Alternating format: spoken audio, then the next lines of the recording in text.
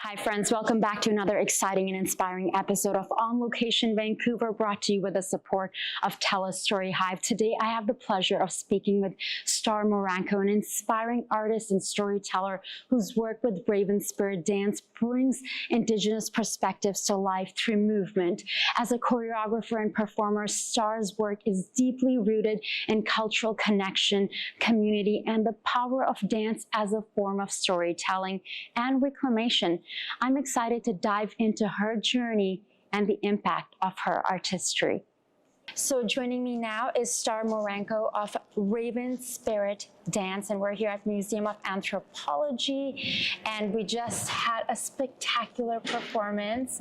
A lot of little people joining in today. That was really fantastic. Can you tell us about your involvement with this year's festival, the Coastal Dance Festival? Sure. And also for those of the viewers who are not familiar about your work with Raven Spirit Dance. Sure, thank you. So my name's Starr Muranko. I'm the co-artistic director of Raven Spirit Dance. We're a contemporary Indigenous dance company based here in Vancouver, celebrating our 20th anniversary this year. And I'm Congratulations. Thank you so much. And I co-direct the company with Michelle Olson. And Michelle's from the Trondikwitchin First Nation up in the Yukon. And on my mom's side, we're from the Moose Cree First Nation, which is Northern Ontario. And so I live here in North Vancouver, and I've danced with the dancers of Damlahamid also for about 20 years now, and now dancing with my son as well. And this year is really special because we have a collaboration with the Wagana Aboriginal dancers from Australia, and we've worked with Joe Clancy's the artistic director of the company, and we've worked and collaborated on dance projects for young dancers for the past 10 years, and they've sometimes come to Canada, we've gone to Australia, we've recently were in Slovenia at a children's dance conference there last summer. So what we're sharing at this year's festival is an excerpt of that collaboration that we did together.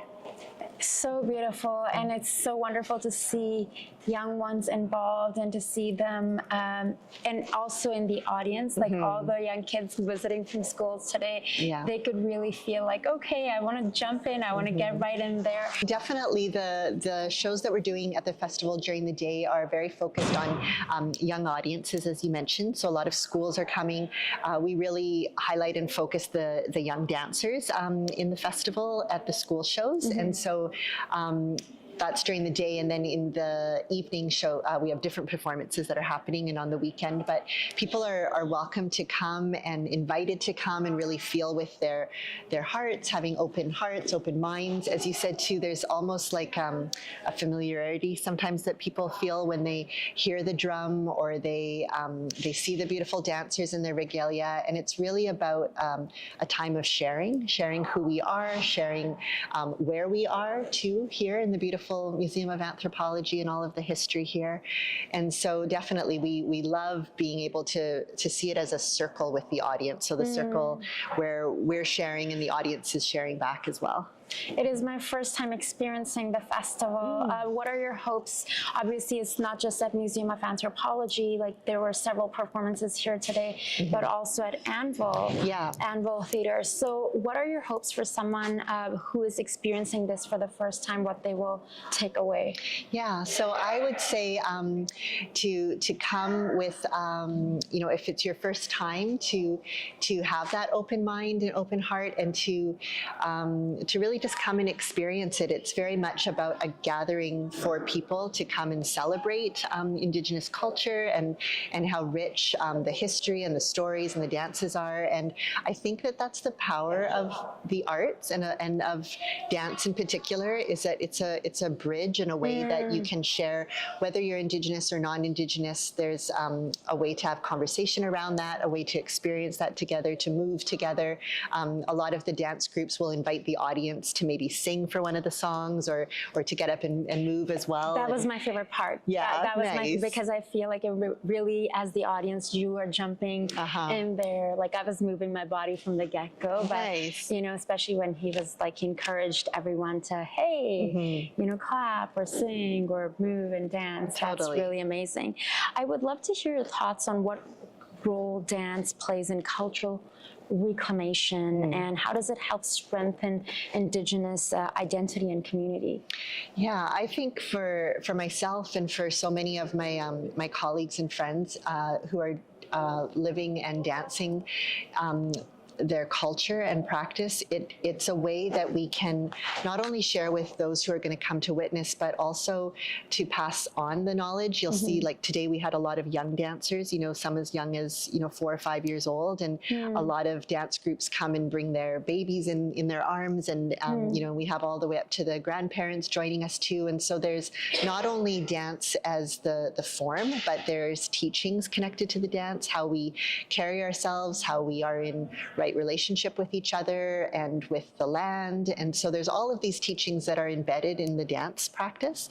And in that way, we're able to pass it on to future generations. And because it is an oral history and dance obviously is an embodied practice, it's a way that it can be practiced every day. So it's not something that you just go and read in a history book, but you're actually living and breathing the practice. When I'm dancing with my son and my niece and with the younger dancers that are at the festival, I think there's just that moment when you sort of look out and you see them so proud to be, you know, standing in who they are, knowing their culture, knowing their identity, things that maybe some of us didn't have the opportunity to grow up with and we had to find later on in life. The fact that there is no separation or break for them. They are just born into that culture and just practicing it from a very young age.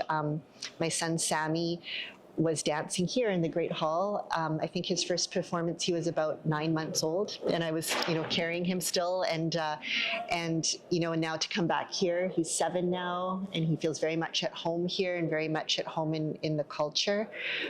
That's something that really touches me. That's beautiful. Thank you. Now, Raven Spirit Dance emphasizes being responsive and responsible to the community.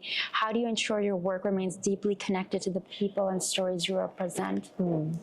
I think that, you know, Michelle and I talk about that a lot because we're predominantly a contemporary Indigenous dance company and working with adults. You know, we choreograph and perform and tour our work, but we always also try to make sure that whenever we are in a community that we're connecting with the local Indigenous community, that we're offering classes and workshops for children, for young people, that we do things like today with bringing young dancers into a festival setting like this. And so it feels like our responsibility and how to be responsive is that it's not separated. It's not like, oh, this is something we do just for a show at this time. You know, it's everything is very interconnected. So making sure that we work with young people, with the community, that we have our presence at festivals such as this is really important. So I feel like, again, it's an active practice that happens each day.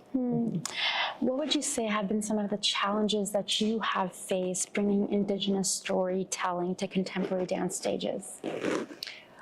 I think that probably maybe one of the challenges that is now, I'm happy to say slowly but surely is evolving, is I think not so long ago people still really had in their idea what is contemporary, what is traditional, maybe this idea of what an Indigenous dance form should look like. And I think that myself and my colleagues and really Indigenous dance artists from not only across Canada but internationally too are all really trying to be a part of, I would say, educating, of asserting who we are, making space for Indigenous practice in places that maybe don't often have that representation. So I think that I don't know if it's challenge or maybe it's the opportunity to be able to move with the times that we're in right now. I feel like each generation has their own challenges that they have come up against. And so now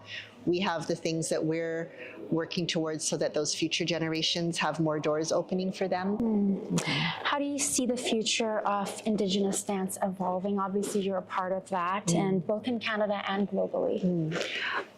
It's a very exciting time because I see all of these young artists, I see of all these young dancers and the ideas that they're bringing. And because, as I was saying before, they're being born into that culture and having that experience from a very young age, the emerging Indigenous choreographers that I see coming up now, and what they're putting on stages is just very thoughtful, very they're asserting who they are, they're clear in their identity, they're asking the hard questions. And so I feel like it's a very, very exciting time, and it's sort of just blossoming.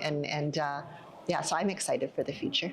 Okay, well, thank you so much for taking the time, and I've thoroughly enjoyed the performance today. Oh, thank you. It's my pleasure. Starr Muranko's work is a testament to the power of dance as a vehicle for cultural expression, healing, and transformation. Through her leadership at Raven Spirit Dance, she continues to inspire and uplift Indigenous stories on both local and international stages. Until next time, I'm your host, Zara, and I'll catch you soon on Location Vancouver, brought to you with the support of TELUS STORYHIVE.